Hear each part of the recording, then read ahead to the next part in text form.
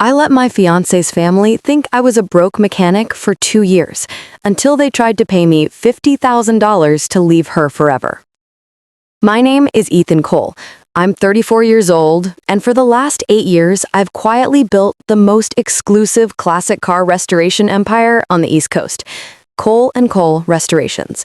We have 4 secret warehouses, a waiting list 3 years long, and clients who fly in from Dubai, Monaco, and Tokyo just to watch us bring their 1962 Ferrari 250 GTOs back from the grave. Last year, we invoiced $87 million. The year before that, $94 million. I take home roughly $22 million after taxes every single year.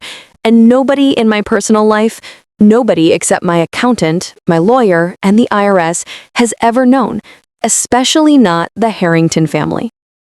2.5 years ago, I met the love of my life, Olivia Harrington, in the most ordinary way possible. She spilled oat milk latte on my boots at a coffee shop in Brooklyn. She laughed, apologized, offered to pay for the cleaning, and somehow we ended up talking for 3 hours. She was brilliant, funny, kind, and completely uninterested in money. Perfect. When she asked what I did for a living, I gave her the answer I give everyone. I'm a mechanic. I fix old cars. Technically true.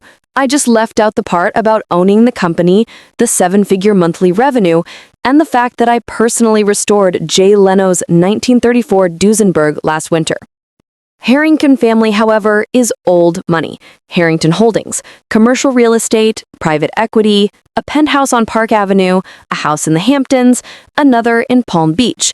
Her father, Charles Harrington III, likes to remind people he went to Andover, Yale, and then built everything himself after inheriting $180 million at age 25. Her mother, Evelyn, collects Hermes bags the way other people collect fridge magnets. And her older brother, Trip, is the kind of guy who wears a Rolex Daytona to the gym and calls waiters "my friend" in a way that makes it sound like an insult. Olivia warned me early on. They're a lot. They judge everyone by net worth. Please don't let it get to you. I smiled and promised I wouldn't. I also made a private decision. I would never tell them who I really am. Not because I was ashamed, because I wanted to know exactly what kind of people they were when they thought I had nothing. So, for 2 years, I played the part perfectly. I drove a dented 1998 Ford F-150 with 220,000 miles on it. I showed up to their Hamptons estate in faded jeans, scuffed Red Wings, and a plain black t-shirt that probably cost $9 at Target. I brought 6 packs of beer instead of $1,000 bottles of wine. I let Trip call me the grease monkey. I let Evelyn ask, every single time, whether I was still working at that little garage in Queens. I let Charles lecture me over $300 plates of sea bass about how a man needs ambition and Olivia deserves stability. I smiled, nodded, and said things like, "Yes, sir, I'm doing my best." Olivia hated it, but she never betrayed me. She understood why I was doing it. She just didn't know how long I could keep it up. The breaking point came 4 nights before our wedding. The rehearsal dinner was held at Le Couloir, a Michelin-starred restaurant in Manhattan where the tasting menu is $750 a head and the wine list starts at 4 figures. I was wearing the only suit I own that isn't bespoke, an off-the-rack charcoal thing I bought for court once when a client tried to sue me. Olivia looked radiant in emerald silk. 80 guests, crystal chandeliers, the works. Halfway through dessert, Charles asked to speak with me privately. He led me to a small lounge at the back, Evelyn and Trip trailing behind like bodyguards. Charles closed the door, pulled out a leather folder, and slid a check across the table. $50,000. Made out to Ethan J. Cole. "Son," he said, voice dripping with rehearsed compassion, "we think the world of Olivia, and we can see she loves you. But love doesn't pay private school tuition. Love doesn't keep up a certain lifestyle.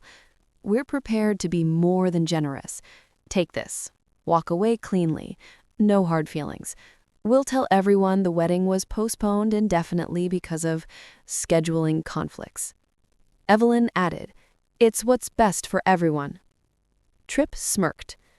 "No offense, bro, but you're punching way above your weight class." I stared at the check for a long time. Then I picked it up, folded it once, and tore it in half, and again, until it was confetti. Charles's face turned purple. "You ungrateful—" I raised a hand. "Before you finish that sentence, Mr. Harrington, let me tell you a bedtime story."